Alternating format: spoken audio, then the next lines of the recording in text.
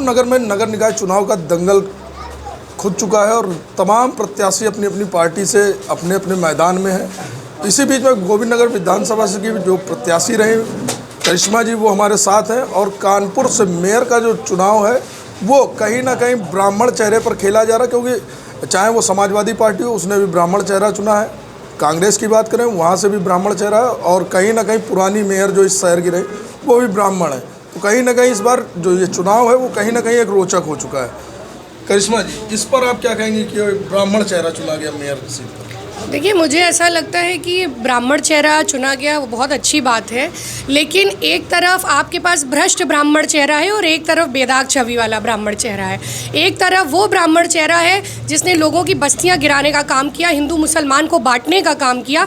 एक तरफ वो ब्राह्मण चेहरा है जिसने ना जाति पूछी ना धर्म पूछा, गरीब हो अमीर हो महिला हो पुरुष हो उनके लिए खड़ा रहा। तो मुझे लगता है ये चुनाव ब्राह्मण ठाकुर हिंदू मुसलमान से ज़्यादा मुद्दों का चुनाव होगा, क्योंकि 5 साल तक प्रमिला पांडे जी ने जिस तरह कानपुर की जनता को परेशान किया है, त्रस्त किया है, गरीबों को दुखी किया है, मुझे लगता है इस चुनाव परिणाम में पता चल जाएगा कि जनता कहाँ है। इस नगर निकाय चुनाव में एक मामला और आ रहा है, बंटी टैक्स। ये बंटी टैक्स के लिए क्या क्या रणनीतियाँ हैं? देखिए, मुझे ऐसा लगता है कि मुझसे ज़्यादा तो भाजपा के जो नेता हैं खुद ही पचौरी जी बता चुके हैं कि वो खुद ही एक भ्रष्ट हमारी मेयर रही उनको सपोर्ट नहीं करना चाहते हैं। और ये जो बंटी टैक्स है, मुझे लगता है कि ये बिल्कुल वसूला गया है, परेशान किया गया है लोगों को, और अब समय आ गया है कि लोग मेयर से ये टैक्स वोट के रूप में वसूलेंगे। तमाम प्रत्याशी वार्ड में चुने गए, कांग्रेस ने अपने तमाम चेहरों के वार्ड की लड़ाई में किस तरीके से कांग्रेस अपनी रणनीति पर लड़ेगी? कि वार्ड में हमारे बहुत समस्याएं हैं, क्योंकि जो पार्षद रहे शास्त्री नगर वार्ड 51 के, उन्होंने कुछ काम नहीं किया। यहाँ पर हमारी जो बस्ती है, यहाँ पर देखिए कितनी ज़्यादा गंदगी है, लोग डेंगू मलेरिया जैसी बीमारियों से पीड़ित हैं। सबसे बड़ा मुद्दा था कॉलोनी का। यहाँ के विधायक सुरेंद्र मैथानी जी ने विधानसभा में एक बार भी लोगों को स्वामित्व दिलाने की बात नहीं करी। चुनावी दौरान में वादे ज़रूर करे, लेकिन विधानसभा में बात नहीं की गई। मुझे लगता है आज जल की समस्या है, सड़क की समस्या, गंदगी की समस्या, गर्मियाँ आ रही हैं, आप देखिएगा बिजली की भी समस्या होगी। तो इसके लिए मुझे लगता है हमारे जो ऋषिकेश यादव हैं, जो प्रत्याशी हैं यहाँ शास्त्री नगर वार्ड के, बहुत अच्छा चुनाव लड़ेंगे, क्योंकि इनके साथ वरिष्ठ के आशीर्वाद के साथ साथ युवा जोश भी है और ये लोगों के लिए काम करने में समर्थन देंगे।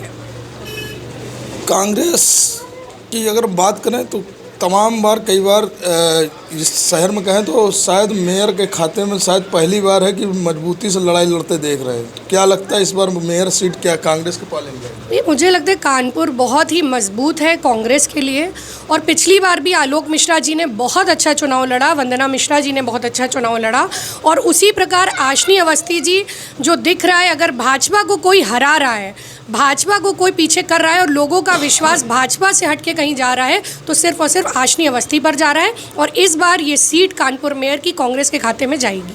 अगर मेयर कानपुर में कांग्रेस का होता है तो क्या डेवलपमेंट्स होंगे नगर में? मेरा ये मानना है कि ये लोग बात करते थे गड्ढा मुक्त सड़कों की, लेकिन आज भी गड्ढा युक्त सड़कें हैं। ये बात करते थे स्वच्छ भारत अभियान की, लेकिन आज भी गंदगी चरम सीमा पर है। आज सरकारी स्कूलों की हालत देख लीजिए, सरकारी अस्पतालों की हालत देख लीजिए, कहीं कुछ काम नहीं हुआ है। जहाँ पर बच्चे पढ़ने जाते हैं वहाँ पर आप देख लीजिए लाइट नहीं होती है, बिजली नहीं होती है, अध्यापक पढ़ाने नहीं आते हैं। तो मुझे लगता है स्वच्छता, अस्पताल और शिक्षा, ये हमारे तीनों मेन मुद्दे रहेंगे। इस पर मेयर जो हमारी हैं आशनी अवस्थी जी इस ओर काम करेंगी। देखिए, ये तो हो गई नगर निकाय चुनाव की बात है। इस समय एक माहौल अगर पूरे देश में बात करें तो अतीक का जो मामला हुआ उसमें क्या लगता है, क्या सुरक्षा में चूक हुई या कहीं सोची समझी रणनीति थी वर्तमान सरकार की? कि मेरा ये कहना है कि अतीक अहमद अपराधी थे और उनको उनके अपराध जो उन्होंने किए तो कोर्ट द्वारा सज़ा दी जा चुकी थी उम्र कैद की।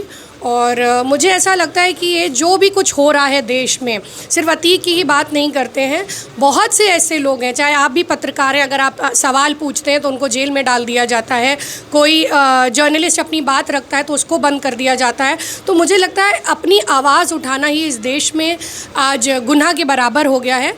तो हम लोग तो सहमत नहीं है। सरकार ने जो भी किया, मुझे लगता है कि इस पे कोर्ट का जो निर्णय था उम्र कैद का, हम लोग उससे, जनता उससे सहमत थी, क्योंकि कानून व्यवस्था में एक विश्वास रहना ज़रूरी है। जैसा कि आपने देखा, हमारे साथ गोविंद नगर विधानसभा की पूर्व प्रत्याशी जो रही करिश्मा ठाकुर जी हमारे साथ थी, और कहीं ना कहीं उनकी तरफ से दावे किए गए हैं कि इस बार जो कानपुर की मेयर सीट है वो कहीं ना कहीं कांग्रेस के पाले में रहेगी। कैमरा पर्सन आदित्य के साथ उमेश भार्गव, पब्लिक लाइव।